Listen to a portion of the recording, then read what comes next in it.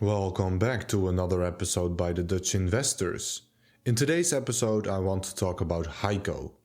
A few weeks back, our analyst and co-founder Matthijs analyzed Heico, and it's been quite the compounder, to say the least. The company has rewarded its investors with an almost unbelievable 86,000% return since 1990. If you're looking for a playbook on how to build a business that creates exponential wealth, Heico is a story you can't ignore. So what exactly enabled Heico to become a 1,000-bagger in the making? Buckle up, we're about to break it all down.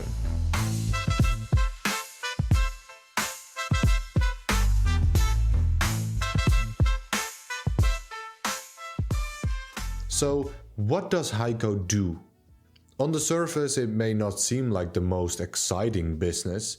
Airplane parts and electronic components don't exactly scream high growth, right? But that's where the magic formula is. Heico was founded in 1957, but its transformation into a serial acquirer started in the 1990s when the Mendelssohn family took over.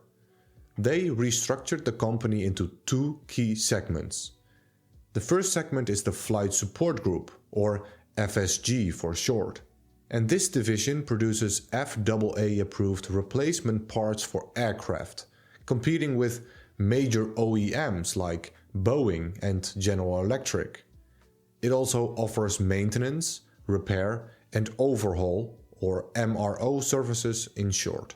The second division is the Electronic Technologies Group, ETG. This division operates a collection of niche tech companies that manufacture high-performance electronic components used in aerospace, defense, healthcare, and energy. That's a lot of fancy jargon for they make and fix airplane parts, and they build high-tech gadgets for specialized industries.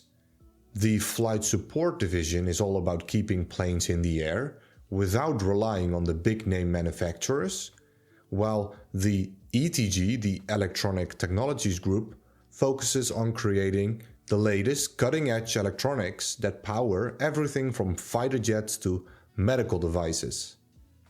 Now, let's get into why Heico has been so successful. And I like to call this the 4 pillars of Heico's success.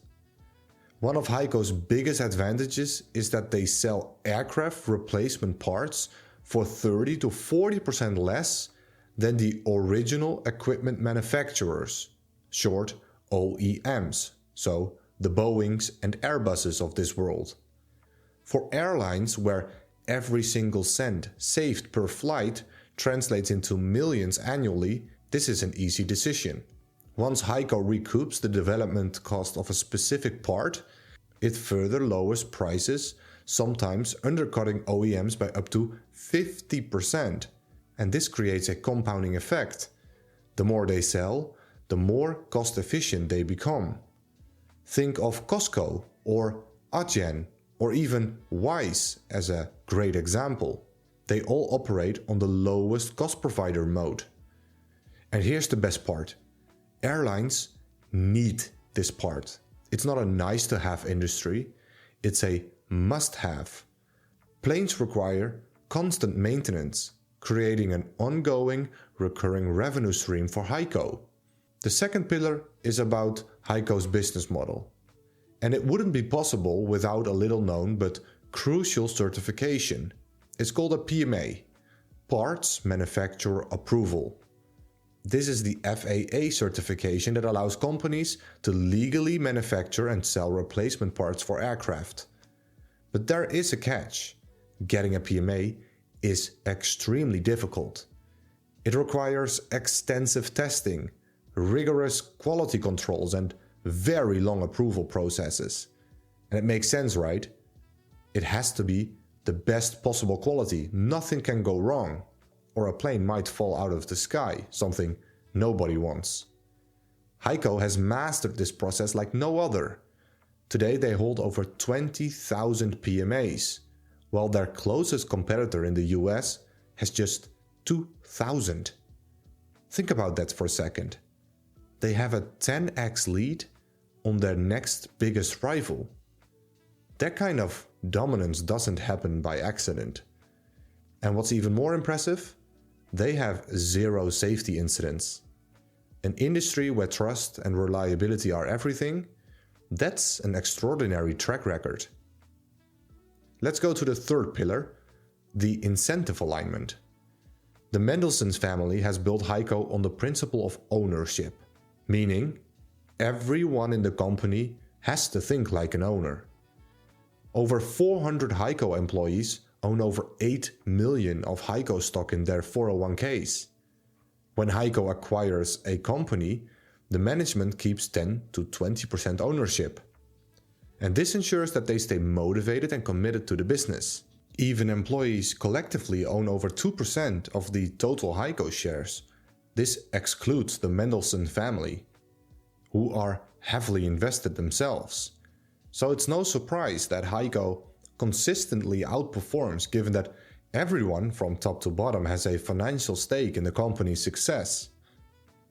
Then the final pillar, about disciplined and strategic acquisitions, because Heico is a serial acquirer.